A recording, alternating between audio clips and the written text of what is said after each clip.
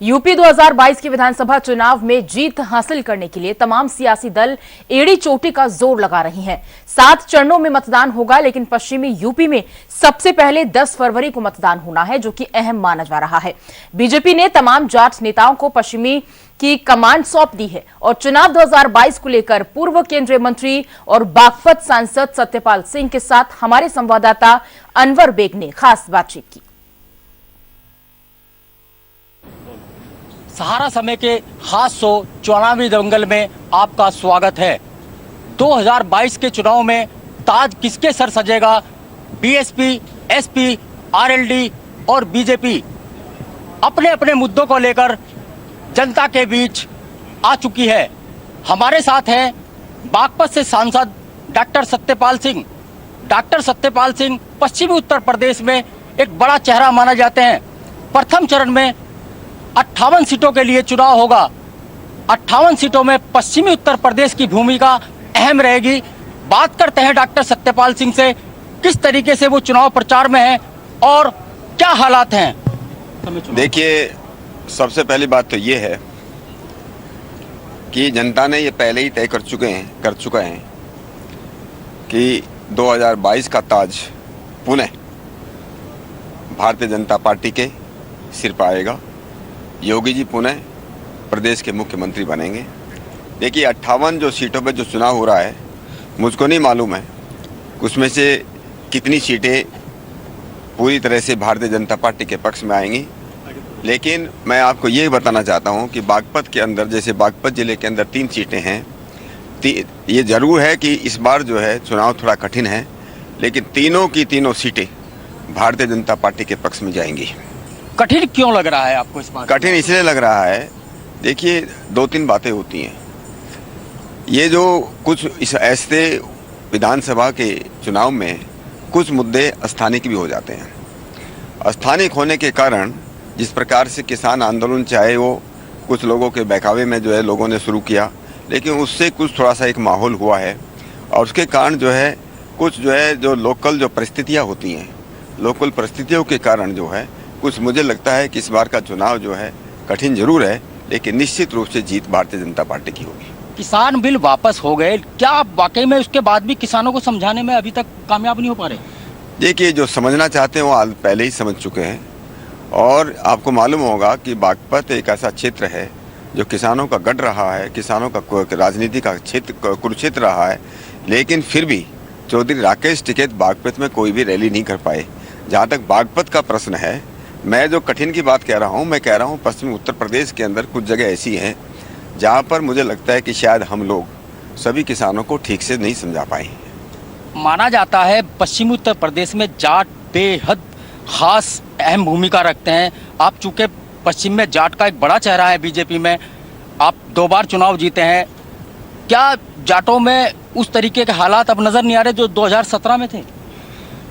देखिए, कुछ तो इस बात में पश्चिमी उत्तर प्रदेश में ज़रूर कुछ इस बात का फ़र्क है इस बार, और हमारे भी कुछ, मुझे लगता है कि हमारी कुछ शायद कमी रही है कि हम लोग ठीक तरह से सभी पूरे के क्षेत्र में पश्चिमी उत्तर प्रदेश में जाट समुदाय के लोगों को हम ठीक से समझा नहीं पाए।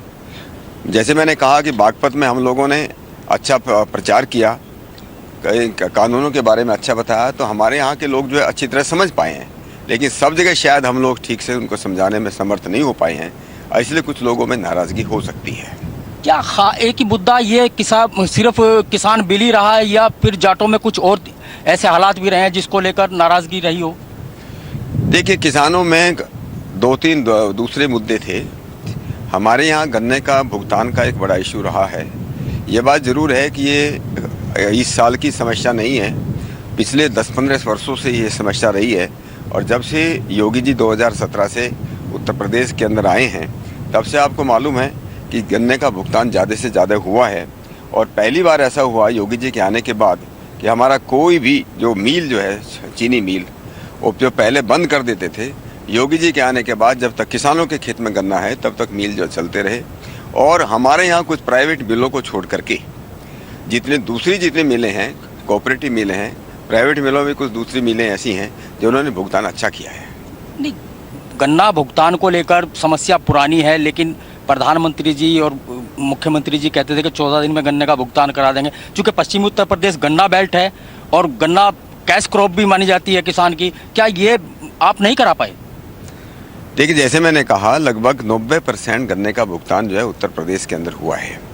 लेकिन पश्चिमी उत्तर प्रदेश में ज़रूर एक ये मुद्दा रहा है कि हम लोग, क्योंकि ज़्यादातर जो प्राइवेट चीनी मिलें हैं वो पश्चिमी उत्तर प्रदेश के अंदर हैं, और पश्चिमी उत्तर प्रदेश में कुछ ऐसी रही है कि उन्होंने अपना जो भुगतान है उस समय पर नहीं किया है। ये जो निजी मिल हैं, इनकी जो शुगर लॉबी कही जाती है, ये एक नेक्सस है जो आप भी नहीं तोड़ पाए, पुरानी सरकारें नहीं तोड़ पाई। तो क्या फ़र्क रहा है आप में और पुरानी सरकारों में? देखिए, एक फ़र्क तो ये रहा है कि पुरानी सरकारों के ज़माने में मायावती का लोग साथ जो है अपने कोऑपरेटिव मिलों को बेच दिया। भारतीय जनता पार्टी आने के बाद सातों की सातों मिलों को जो है दोबारा शुरू किया गया। हमारे यहाँ चार जो है चाहे हमारा जो है पिपराइच है, चाहे हमारा रमाला है, हमारा चाहे जो मोहम्मदुलपुर है, इन मिलों को जो नया हमारी सरकार ने किया है। जब तक गन्ना किसानों के खेत में खड़ा है तब तक चीनी मिल बंद नहीं कर सकते, चाहे प्राइवेट में निजी मिलें हैं वो बंद नहीं कर सकते हैं। उसके बाद ढुलाई का जो पैसा था, जो पहले 7.5 रुपये लिया जाता वो 4 रुपये लिया जाता है। दूसरी बात जो है, पर्चियों के बारे में जितना पहले गड़बड़ होता था वो पूरा जो इस बार दुरुस्त किया, उसका पूरा जो है 1% सरलीकरण किया गया, कंप्यूटराइज उसको किया गया है, और भुगतान भी पहले के मुकाबले में अच्छा हुआ है। जिस तरीके से पश्चिमी उत्तर प्रदेश में खापों का बड़ा अहम भूमिका रहती है, आप चूँकि आर्य समाज से भी जुड़े रहे हैं और जाट लीडर भी हैं, क्या इन खापों के जो मुखिया हैं, क्या उनको अपनी बात कनेक्ट कराने में आप कहीं चूक गए? देखिए, जैसे हमारे इस क्षेत्र के अंदर खापों का अहम रोल है, अहम भूमिका उनकी है, और मैं इस बात का बड़ा सम्मान करता हूं। उनकी बहुत ही पॉजिटिव जो है हमारे आज से नहीं, मैं कह सकता हूं सैकड़ों वर्षों से समाज के उत्थान में, समाज के उन्नयन में खापों का बहुत बड़ा योगदान रहा है। और खापों के अधिकतर जो चौधरी हैं वो अच्छे समझदार लोग हैं और उस बात को मानते हैं कि सबसे अच्छा काम अगर किसी सरकार ने किया है, चाहे आदमी को सुरक्षा चाहिए, सबसे पहले सुरक्षा चाहिए, उनके बच्चों को शिक्षा चाहिए, लोगों को जो है समय पर चिकित्सा चाहिए, और जो है चौमुखी विकास चाहिए, जो भारतीय जनता पार्टी ने करके दिखाया है। जब मोदी जी का जो केंद्र सरकार की बात करें या उत्तर प्रदेश की आप बात लगाएं, आप खुद देखोगे कि बागपत के अंदर 2017 से पहले कितनी सड़कें थी, आज कितनी सड़कें यहाँ पर बनी हैं, कितने ब्रिज यहाँ पर बने हैं, कितने स्कूलों का कायाकल्प हुआ है, हमारे यहाँ मेडिकल कॉलेज आ रहा है। जितना भी काम हो रहा है लोगों में जो है बिना सिफारिश के और बिना रिश्वत के युवाओं को जो है रोजगार मिल रहा है। ये सब बातें लोग देख रहे हैं और निश्चित रूप से हमारे खाप भी देख रही हैं, हमारे खाप के चौधरी भी देख रहे हैं। इसका फायदा निश्चित रूप से भारतीय जनता पार्टी को मिलेगा। विपक्ष बेरोजगारी और महंगाई को एक बड़ा इशू बना रहे हैं। बेरोजगारी तो वाकई में एक समस्या है, इसके लिए क्या प्लान है जो आप इस 58 सीटों में जो चुनाव हो रहा है यहाँ परस्यू करेंगे?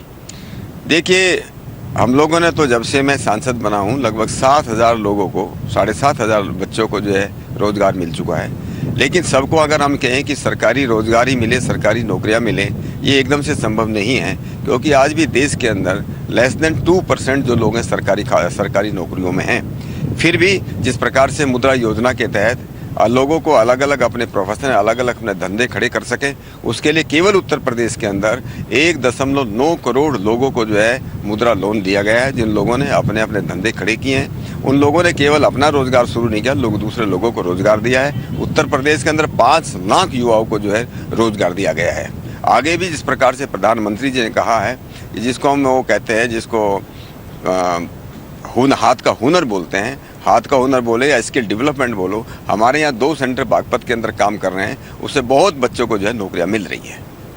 प्रथम चरण में 58 सीटों पे जो चुनाव हो रहा है, पिछले 2017 में 53 सीटें बीजेपी के खाते में गई थी।